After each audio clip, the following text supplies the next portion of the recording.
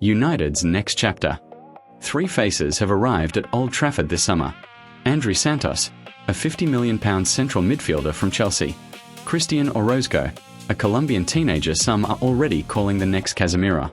And Carl Darlow, in his free backup cover in goal. And five have left. Casemiro and Jadon Sancho, both released at the end of their contracts. Rasmus Højlund, sold to Napoli for £43 million. Tyrell Malaysia, released. And Altay Bayindir, moved on as Sen Lamens takes over as first-choice goalkeeper. Put the money side by side and the business looks disciplined, not desperate. $50 million spent on Santos, $43 million recouped from Højlund alone, before Orozco's fee or any sales still to come are even counted. Look closer at Santos and the signing makes more sense. 21 years old, 5 years younger than the man he's replacing. $50 million paid to Chelsea. And bought for one specific job, the double pivot, right in front of the back four. Here's what that pivot actually looks like in motion. The ball goes centre-back to centre-back, into midfield, and when the press finally arrives, it isn't panic. It's a release, a quick pass out to the free man, exactly the kind of pass Santos was bought to make, before the ball finds space further up the pitch. But not every target got over the line. United pushed hard for West Ham's Mateus Fernandes and lost him to Tottenham for $85 million.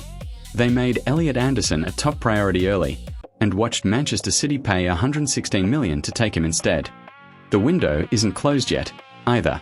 Yuri Tielemans, Carlos Baleba, and Bournemouth's Alex Scott are all still linked as United look for one more body in midfield before deadline day. Put it all together and here's the shape Carrick is actually working with. A 4-2-3-1, Mainu and Santos screening the back four, Bruno pulling the strings just ahead of them, Mbeumo leading the line. So why spend $50 million to replace a World Cup winner? Because on the numbers Santos is the more mobile, more press-resistant profile, younger, sharper in transition, built for a league that runs faster every season. Map out where the ball actually travels in that pivot and the pattern is obvious. De Ligt into Mainu, Euro into Santos, the two centre-backs each locked onto one pivot player, before it funnels forward through Bruno. That's the network Carrick is trying to build every single game. Here's the overload United actually want to create. Cunha tucks inside from the left into the half space, dragging a defender with him, then bounces it wide to Ahmad, who's held his width the entire time, before the ball's cut back from Mbeumo to strike. And this is the front foot side of the plan. Mbeumo presses the ball, Bruno cuts off the easy pass inside, and the centre-back is forced long and hurried. Mainu reads it, sprints across, and United have the ball back in under 3 seconds. Protecting a lead looks completely different. The back line drops almost onto the edge of its own box, Cunha and Ahmad fold all the way back to make it a 6 across, and the double pivot sits just in front, a defensive shell built to concede almost nothing. Carrick doesn't have Amram's system anymore. He's built his own, and it's built to win now. Add it up and the real progress isn't just the two new midfielders. It's 11 wins from 16 games under Carrick, a squad that's gotten younger, a pivot that finally moves, and all of it done without breaking the bank.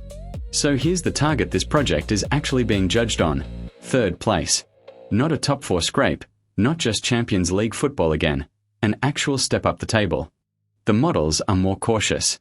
One supercomputer projection still has United finishing 4th, just behind Liverpool, with Arsenal favourites and City not far off. Carrick's case for 3rd rests on one thing: whether this new-look midfield performs from matchday 1, not by Christmas. The roadmap is already set. August, early league form has to set the right tone. September, Champions League football returns to Old Trafford.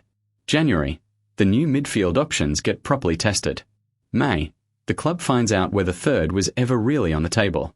Michael Carrick inherited a rebuild. This summer, he started building his own team.